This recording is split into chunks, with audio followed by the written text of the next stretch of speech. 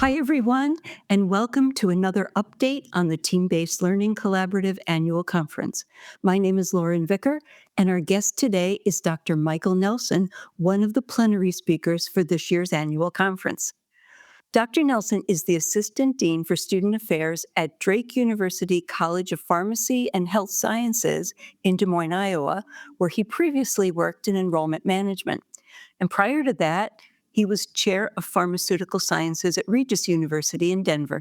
He is also a team-based learning consultant. So thank you so much for joining us today, Michael. Yeah, thanks for interviewing me. I appreciate the chance.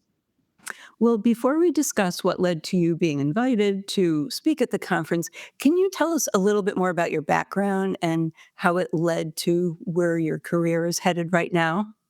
Sure.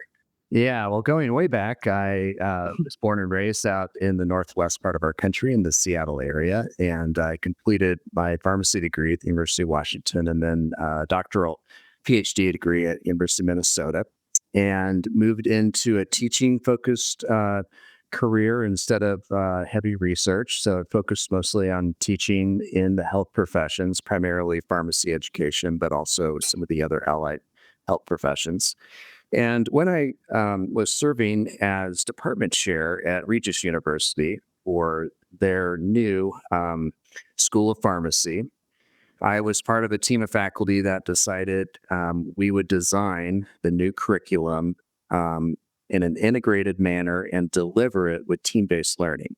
And so that was really my first exposure to team-based learning. And so I was part of a small team of faculty that led the implementation of program-wide team-based learning in a new school of pharmacy.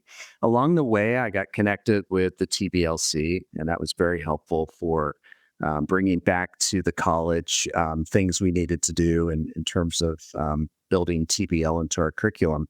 And got connected with some of the leaders in the TBLC and expressed interest in serving at some point. And an opportunity came up to serve as a member at large in health sciences, and I did that for about a year. And then an opportunity came up to run for the presidential cycle, and so I did. And so then I served 6 years, 2 years as president-elect, 2 years as president, and then 2 years as immediate past president.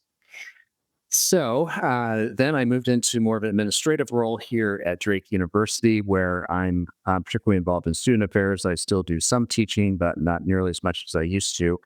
And the TBLC reached out to me and thought that combining my past team-based learning experience and leadership experience in TBLC, plus my role now in student affairs, working with sense of belonging, inclusivity, those kind of issues. They thought that matched the theme of the conference well, and asked me if I would consider being a plenary speaker, and I was delighted to accept that offer.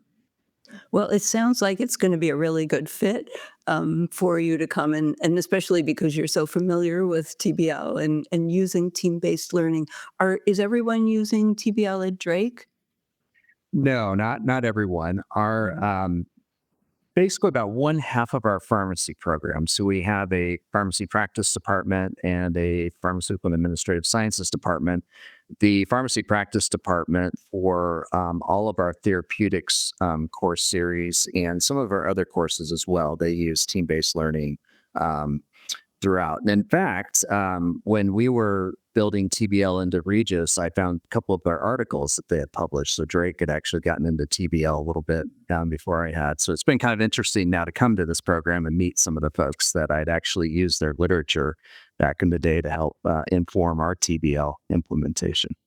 Oh, that's really true. But it must have been a bit of a challenge at Regis to get everyone on board with TBL, especially people who'd been used to teaching using other formats. Yes, it can be. Now, we were fortunate. It was a brand new program. So the founders, the founding faculty were essentially in agreement that we would move forward with TBL program wide, with a few exceptions. Our lab classes, we didn't use TBL.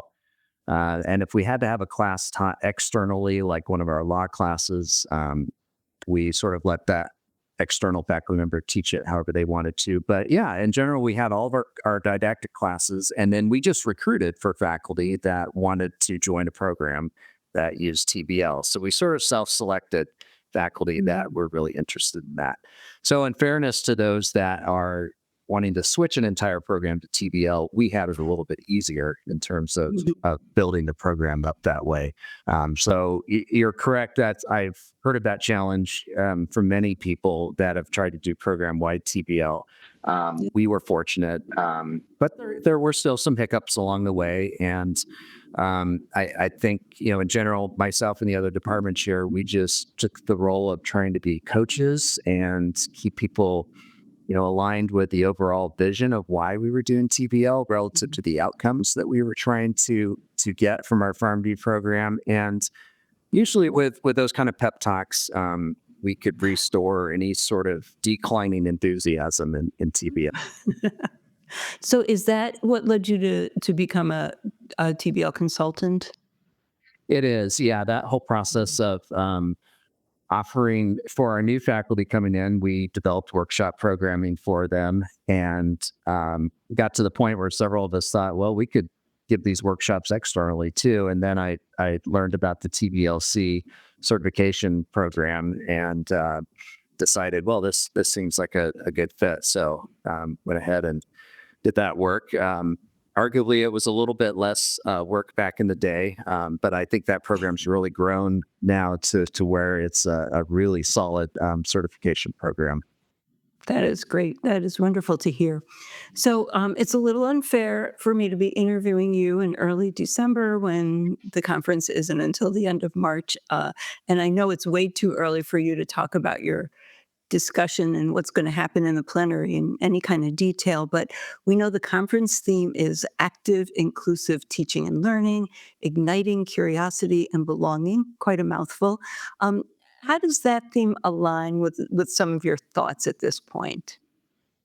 So where I'm going, the direction for my plenary is I am interested in exploring the sense of belonging that I would hypothesize that TBL brings to students.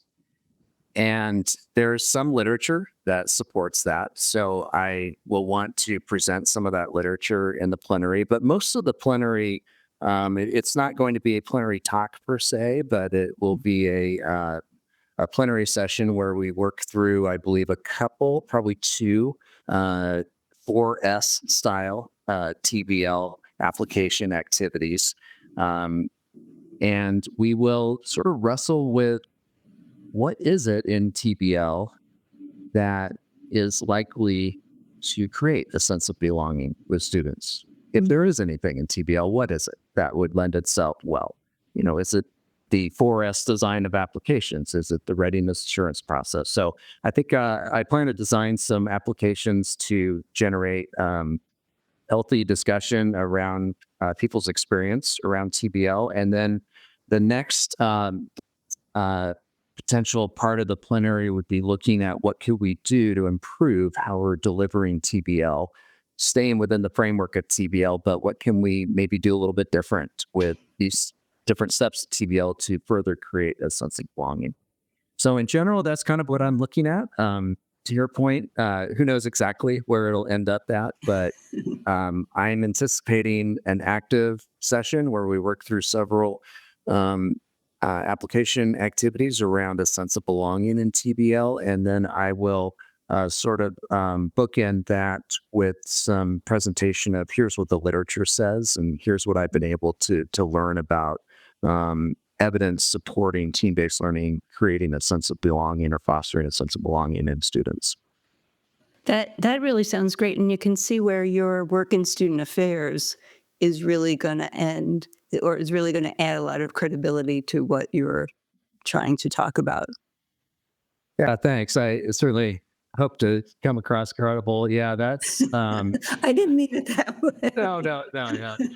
Uh, yeah, it should help. It definitely Yeah. gives me much more what's the word? Kind of a foundation to pull from of experience. I guess it's yeah, it's experience to pull from because I've I have seen a number of things now where we've tried to foster inclusivity and a sense of belonging, and some things work, some things don't. So, yeah, I'm hopeful that the marriage of my TBL experience and student affairs experience will lend itself well for this plenary. But I'm going to be leaning on attendees, especially the experienced ones, to be contributing a lot as well, because I am by no means an expert in this area. Well, we are not a shy bunch, so I think you're going to be okay in that regard. Is there anything else that you wanted to add? Well, if there's anyone watching this that's sort of on the fence of going to TBLC or not, I have loved my experience at every TBLC meeting for two primary reasons. One is the content. Um, all or nearly all the sessions that you would otherwise anticipate a kind of more boring sit back for an hour or so workshop, listen to someone talk. They're very active instead. They're delivered with team-based learning. So I love that aspect of it. And then the other aspect is the networking. TBL is a small world, and where else can you go where you can actually often meet, either the founder of team-based learning, often Larry Michelson's there, or some of the folks where you've just seen their names in literature and they almost seem like out of touch, but they're right there in person, and you can talk to them and meet with them. I have loved that experience at TBLC. So anybody out there trying to decide, that's two big reasons why I would suggest you consider going. Those are really good reasons for people to attend. So thank you so much, Michael Nelson, for joining us today and giving us a little bit of an overview of what you're going to be discussing. Yeah, you're welcome. Thank you for the chance to share a few thoughts in advance of the TBLC meeting. Okay, and a reminder for everyone, the annual conference will be taking place March 22nd to 25th at Chapman University in Orange, California, right outside Los Angeles. And the early bird registration deadline is January 15th. So we hope to see you there. Thanks so much.